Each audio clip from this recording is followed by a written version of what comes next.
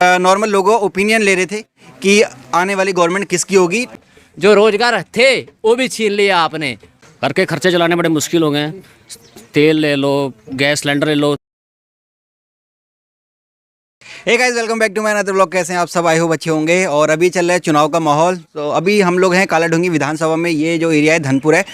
तो धनपुर में भी अक्सर काफ़ी लोग बैठे रहते हैं और यहाँ पे बहुत अच्छा माहौल होता है राजनीतिक। तो लोगों की चर्चाएँ बहुत रहती हैं और यहाँ पे रुझान भी अच्छा खासे आते हैं। लोग अपनी अपनी राय देते हैं। एक बार सब लोगों से पूछ लेते हैं, कुछ लोग यहाँ पे खड़े हैं तो उनसे पूछ लेते हैं कि इस बार क्या लग रहा है, विधायक कौन होंगे और सरकार किसकी आएगी। तो एक बार अपना नाम बता दीजिए। मेरा नाम चंदन मन्नाल है। और क्या लग रहा है इस बार किसकी सरकार आएगी? पूर्ण बहुमत से कांग्रेस सरकार इस बार आनी है। और विधायक कौन होंगे हमारे? हमारे जो विधायक होंगे यहाँ से महेश शर्मा जी होंगे। महेश शर्मा जी। और उस तरफ भी है कुछ लोग, उनसे ही पूछ लेते हैं। एक बार अपना नाम बता दीजिए। मेरा पुष्कर सिंह शाह है। अच्छा, ये बताइए कि इस बार विधायक कौन होगा कालाढूंगी का? अब स्थिति कोई साफ नहीं, स्पष्ट नहीं है। प्रत्याशी छवि देखकर और देश हित में वोट मतदान किया जाएगा। नहीं, फिर भी कुछ आइडिया ऐसा लग रहा हो किसको? अभी कोई आइडिया नहीं है। भीड़ बहुत दिख रही है, हर पार्टी में भीड़ दिखाई जाती है, लेकिन इसका निष्कर्ष से बाद में पता चलता है। चलिए एक बार इनसे ही पूछ लेते हैं। आपका नाम? मेरा नाम गणेश चंद्र जोशी है। अच्छा, क्या लग रहा है इस बार किसकी सरकार आएगी?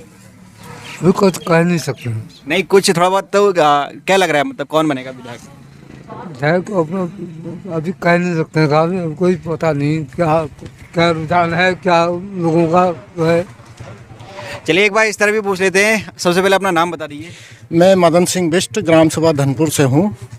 और इस बार देश हित में बीजेपी सरकार आएगी और हमारे लोकप्रिय विधायक बंशीधर भगत जी यहाँ पे चुनाव लड़ रहे हैं। बंशीधर भगत जी को दोबारा यहाँ पे जीतना चाहिए और लोकहित में, देश हित में बीजेपी को लोगों ने सरकार बनानी चाहिए।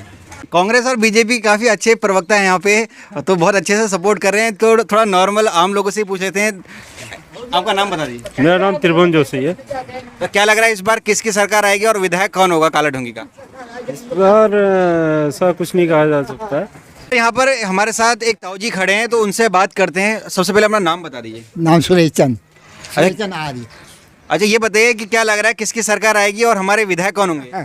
अब क्या बताऊँ साहब इसमें? अब ये तो आगे जनता ही बताएगी, मैं क्या बताऊँ इसमें। नहीं, आपके हिसाब से कौन आना चाहिए? आना भी मोदी सरकार ही आनी चाहिए साहब। अरे मोदी सरकार तो सेंटर में है ही, यहाँ पे कौन? मतलब यहाँ भी आज भाजपा नहीं आना चाहिए। कुछ कारण होगा ऐसा? हाँ भाई, उन्होंने काम किए हैं, ऐसी बात नहीं। आप मतलब आपके लिए कुछ ऐसा हुआ है जो? हुआ है, ऐसी बात नहीं हुआ है। हम सब कह रहे हैं भाजपा ने बहुत अच्छा काम किया, ऐसी बात नहीं।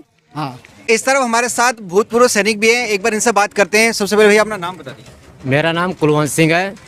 और सबसे पहले मैं अपनी बात को आगे बढ़ाऊँ, मैं एक बार सबसे नारा लगवाना चाहूँगा। भारत माता की जय। भारत माता की जय। वंदे मातरम। वंदे मातरम। वंदे मातरम। जय जवान जय किसान, जय जवान जय किसान।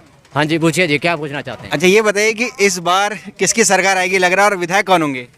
इस बार सरकार उत्तराखंड में कांग्रेस की सरकार आ रही है और यहाँ के जो महेश शर्मा जी हैं फुल बहुमत से जीत रहे हैं। सबसे बड़ा कारण जो मैं आपको बताऊं, देखो ज़्यादा बात ना करते हुए मैं सिर्फ जो मेन मुद्दा है शिक्षा और नौकरी, मैं पूरे हिंदुस्तान की बात नहीं करता, मैं उत्तराखंड की बात, पूरे उत्तराखंड की बात नहीं करता। मेरी ग्राम सभा है छोटी सी, मैं यहाँ की बात करता हूँ। और रोजगार की मैं बात लेता हूँ तो कांग्रेस के टाइम पर मैं डंके की चोट पे कह सकता हूँ, एक सैनिक हूँ मैं, 2 साल हो गए रिटायर आए हुए। और आप खुद समझ सकते हैं, सैनिक झूठ नहीं बोलता, ईमानदारी की बात पे चलता है।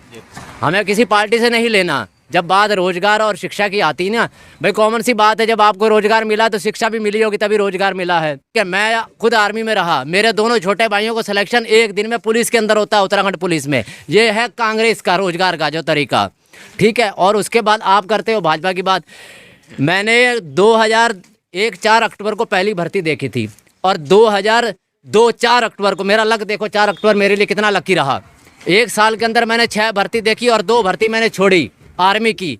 8 भर्ती 1 साल के अंदर कांग्रेस ने दी। तो भीमपुरी का एक लड़का है, उस बेचारे ने 8 साल में एक आर्मी की भर्ती आई, उसका रिटर्न पिछले 2 साल से रिटर्न क्लियर होने में नहीं है। ये है भाजपा और कांग्रेस की नीति का फर्क। तो भैया सीधी सी बात है, हमने भी वोट दिए हैं। मैं कहता हूँ कोई कहता है मैं कांग्रेस का कट्टर रहा हूँ, मैं बचपन से रहा हूँ, ये रहा हूँ जी, नहीं, मैं उस पॉलिसी पे नहीं आता। हमने कांग्रेस के टाइम पे भी रहे हैं और 4 बार, 2 बार सांसद पे और 2 बार विधायक जी पे मैंने बीजेपी को वोट दिया, ये सोच के कि मोदी जी आएंगे कुछ अच्छा करेंगे, अच्छा खाक करेंगे। ये किया उन्होंने। रोजगार देने की बात तो छोड़ो साहब, जो रोजगार थे वो भी छीन लिया आपने। तो इधर जब भैया ने बताया कि बहुत सारा रोजगार मिला था कांग्रेस के समय और बीजेपी के टाइम पे कुछ नहीं मिला, तो आप क्या कहेंगे? रोजगार के मामले में केंद्र सरकार हो या राज्य सरकार हो, ये मैं इनके भाई साहब की बात का समर्थन करता हूँ। इस मामले में सरकार बहुत पीछे रही है, और लेकिन इस मामले में हमारे विधायक जी ने बहुत अच्छा काम किया है। गरीब से गरीब आदमियों को जो तुष्टिकरण के कारण राशन कार्ड से छूट गए थे, लाल राशन कार्ड इशू करे हैं। हर ग्राम सभा को 20-20 राशन कार्ड इशू करे हैं, लेकिन हर परिवार को भोजन की व्यवस्था उन्होंने करवाई है। लेकिन रोजगार के मामले में प्रदेश सरकार क्या, राज्य सरकार, केंद्र सरकार क्या, बिल्कुल उत्तरांचल के मामले में तो रोज सरकार प्लेन से क्या, पहाड़ी क्षेत्र में भी क्या बुरा हाल है। इसके लिए मैं भाई साहब की बात का समर्थन करता हूँ। तो एक बार इधर भैया खड़े, इनसे ही पूछ लेते हैं कि किसकी सरकार आएगी और कौन विधायक होगा। निश्चित है, नाम बता दीजिए। मेरा नाम अजय सिंह कंबोज, बेलपोखरा से हूँ। निश्चित है इस बार अपनी कांग्रेस सरकार आ रही। महेश शर्मा जी बहुत भारी मत से जीत रहे हैं, और कई हजारों की तादाद में जो बीजेपी के समर्थक उन्होंने सदस्यता ली भी है इसमें, और बड़ा अच्छा चल रहा है। कांग्रेस सरकार तय है। अच्छा, एक कारण बताइए कि ऐसा क्यों हो रहा है? लोग जो बोल रहे हैं कि कांग्रेस की तरफ आ रहे हैं, क्या कारण है? देखो, सबसे पहले तो जो घर का बजट है ये बहुत ही, भाजपा राज में सब कुछ गड़बड़ हो गया है। घर के खर्चे चलाने बड़े मुश्किल हो गए हैं। तेल ले लो, गैस सिलेंडर ले लो, 300-350 का मिलता था, आज 1000 का मिल रहा है। अब भैया खड़े हैं, एक बार इनसे बात करते हैं। और इनकी मूछें भी बहुत अच्छी लग रही है, इनकी लंबी मूछें। तो एक बार इनसे बात करते हैं। सबसे पहले अपना नाम बताइए और फिर ये बताना कि सरकार किसकी आएगी। कुंदन सिंह साहब मेरा नाम है, और बीजेपी सरकार आएगी। और क्या कहते हैं, अपना बंशीधर भगत जी, और बड़े अच्छे वोट से जीतेंगे। एक बार आप मूछों को ताव दे दीजिए थोड़ा सा।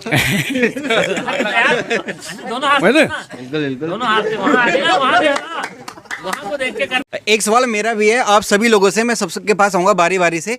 तो आपने यहाँ पे देखा होगा कि हमारे इस एरिया की जो महिलाएं हैं पहले काम पे जाती थी। यहाँ पे फैक्ट्रियाँ थी बहुत सारी, आपने देखा होगा ना, डेल्टा फैक्ट्री थी, बहुत सारी फैक्ट्री। तो यहाँ पे महिलाओं को रोज़गार मिलता था, तो उन्हें मजदूरी नहीं करनी पड़ती थी, मतलब वो एक अच्छा काम करती थी वहाँ पे। लेकिन उसके बाद अचानक से ऐसा एक दौर आया कि सारी जो फैक्ट्रियाँ बंद हो गई, अब उनको वो जो भी रोज़गार था वो ख़त्म हो गया।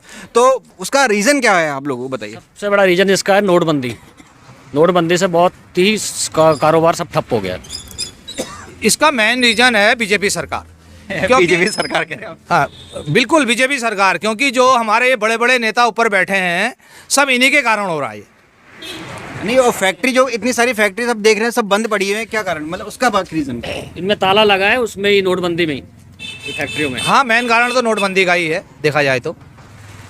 मैं अजय भाई की बात से सहमत हूँ। नोटबंदी रहा है, फिर कोरोना काल के अंदर जो इनकी भाजपा सरकार की पॉलिसी रही है, बिल्कुल नथिंग जिसको हम कहेंगे वो रही है। मेन कारण जो एक इंडस्ट्री लगी हुई थी, खाली सब्सिडी खाना इनका मकसद था। किस टाइम के लिए इन्होंने लगवाई, उसके बाद इनके कर्मचारी ही इन कंपनियों को खा के बंद कर गए। इसमें सरकार का कोई रोल नहीं है। अगर ये अपने व्यवहार से सही तरीके से इसको चलाते तो रोज़गार बढ़िया मिल रहा था, सही चल रहा था। इनके मैनेजर वगैरह, इनके स्टाफ ही इस कंपनियों को खा गए। आपने जो उसका आंसर दिया कि ये सब्सिडी खाने आए थे, तो कहीं ना कहीं गवर्नमेंट की थोड़ी सी जिम्मेदारी बनती है कि चेक करें कि भैया कि सब्सिडी खाने कौन आ रहा है और जो रियल में यहाँ पे काम करना चाहता है। तो वो कहीं ना कहीं आपको लगता है कि गवर्नमेंट की जिम्मेदारी होती है?